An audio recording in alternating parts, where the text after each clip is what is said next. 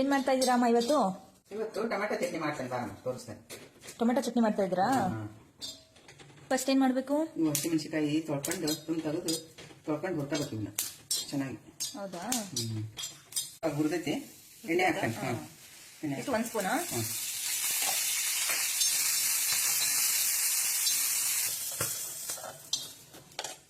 ಇಷ್ಟು tomato ಹಾಕೋಬೇಕಾ? Tomato ಉರಿಬೇಕಾ?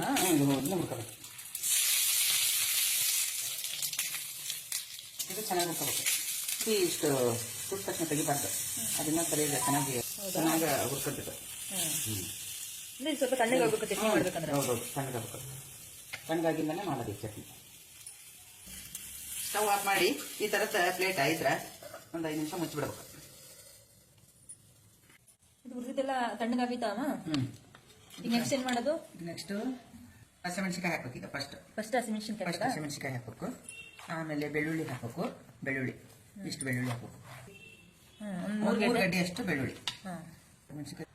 ಆಮೇಲೆ ನೋಡಿ ಹಾಕಬೇಕು. ಮತ್ತೆ ರುಚಿ ನೋಡಿ ನಿಮಗೆ ಸಾಲ್ಟೇಜ್ ಬಿತ್ತಂದ್ರೆ ಜಜ್ಜಿಸ್ತೀನಿ. ಇವಾಗ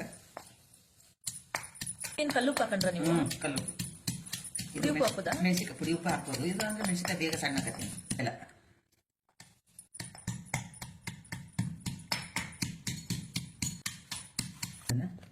ಕಟ್ ಮಾಡಿ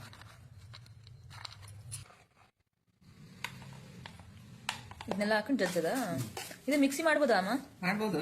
ಅದೇ ನೈಸಾಗಿ ತಿನ್ನೋರಿದ್ರೆ ಮಾಡ್ಬೋದು. ನೈಸಾಗಿ ತಿನ್ನೋರಿದ್ರೆ ಮಿಕ್ಸಿಯಾಗ ಮಾಡ್ಕೋಬಹುದು. ಅಲ್ಲ ಇದು ಸ್ವಲ್ಪ ಹಾಕ್ಯಂದ್ರೆ ಇದು ತೊಗಟಿ ದಪ್ಪ ಇರ್ತೈತಿ. ಈ ಹಣ್ಣು ಸ್ವಲ್ಪ ಹಾಕ್ಯಂದು ಜಜ್ಬೇಕು.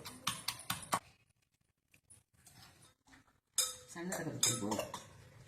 ಈಗ ಒಂಚೂರು ಇದನ್ನ ಬಾಯಿ ಬಿಸ್ಕೊಂಡು ಏನ್ ಬೇಕು? ಕೊತ್ತಂಬರಿ ಕಟ್ ಮಾಡಿ ಹಾಕಬೇಕಾ?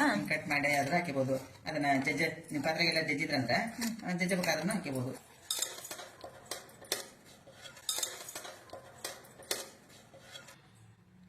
ನಾನು ಟೊಮೆಟೊ ಚಟ್ನಿ ಮಾಡಿರೋದು. ನಿಮಗೆ ಇಷ್ಟ ಆಯ್ತು ಅಂದ್ರೆ ಫಾಲೋ ಮಾಡಿ, ಲೈಕ್ ಮಾಡಿ.